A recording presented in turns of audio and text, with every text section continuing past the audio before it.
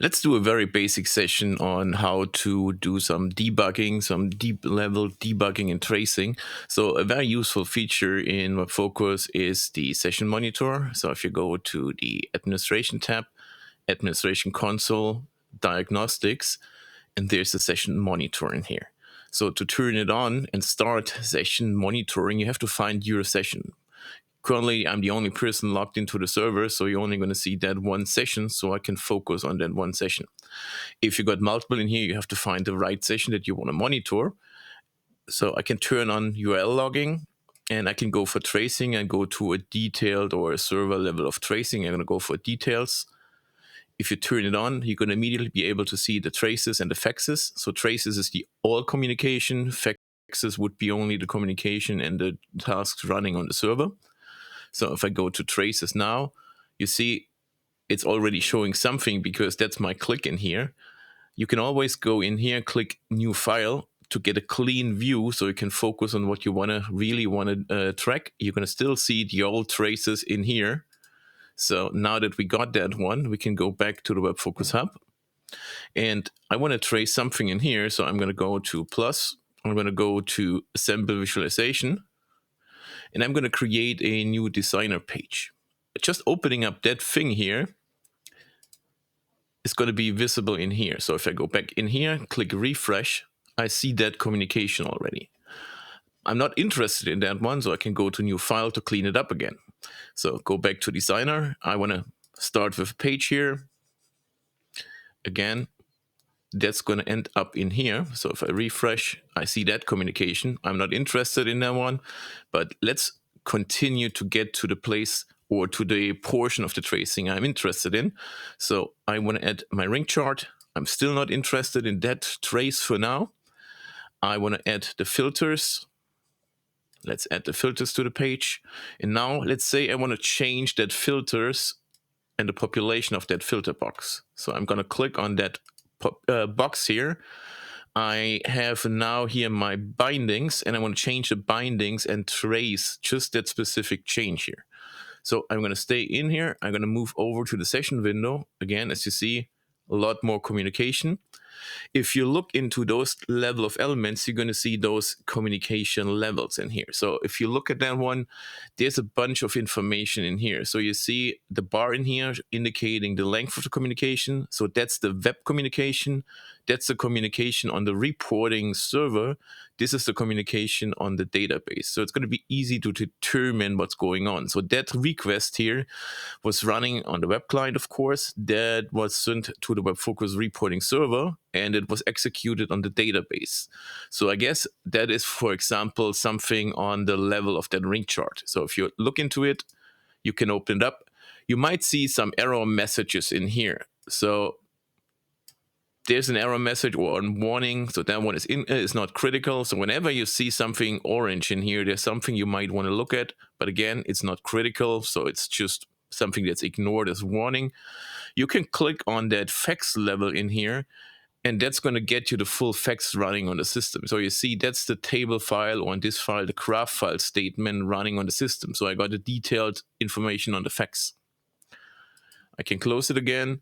I can go back in here. So you're going to see more links. So if you go to that request thing here, you still see the fax executed, but in here, you're going to see some additional internal documentation as well. So whatever is GKE here is the resource analyzer communication. So you see also communication that is outside of the fax itself. So like profiles, like things running on the server. So quite useful if you want to understand things that might be wrong on your system. So going down in here, there's the traceback information, which again is some Java information. So in here you see, in here, there's the Java communication on the server call. Nothing interesting in here, just Java communication. So no error messages, we're fine. So we can go deeper in here. So you're going to find more information in here. So there's the rep, which actually in here, if you look at that one and you look down in that one, that's the response at the end. So that's the chart. So in here, you see that's the chart output output, so I can debug the HTML output that was sent to create the chart. Nice one as well. Let me close that one, so we're going to have less clutter on the screen. So go back here. So going back down here, there's the response. There's a little bit more information, so you can trace down to certain levels of the facts. So going back to that one. So you're also going to be able in here to go to URL, which is again the output.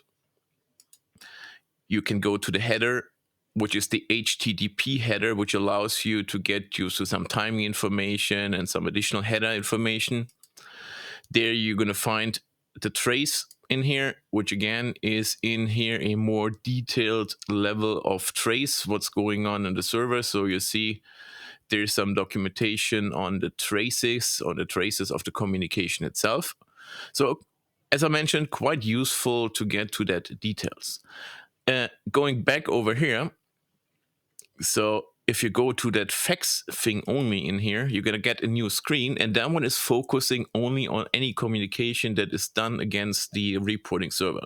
So that one eliminates all the communication that is not related to the client, and it's focusing only on that server processing. That's why we see only 3 things.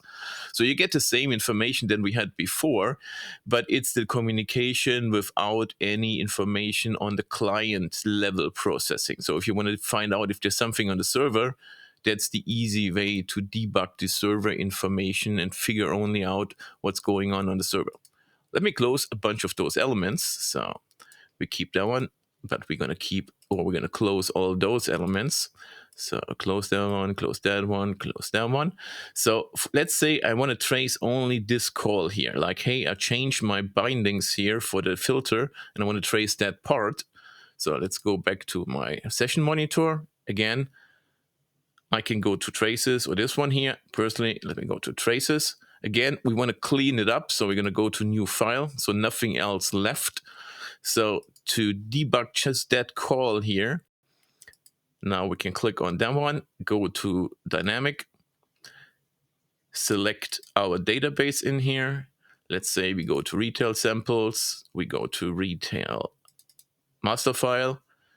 There's the field selection. So I can now in here select the fields from the database. So you see those are 23 pages. So if I want to go for something like product, I could search for it.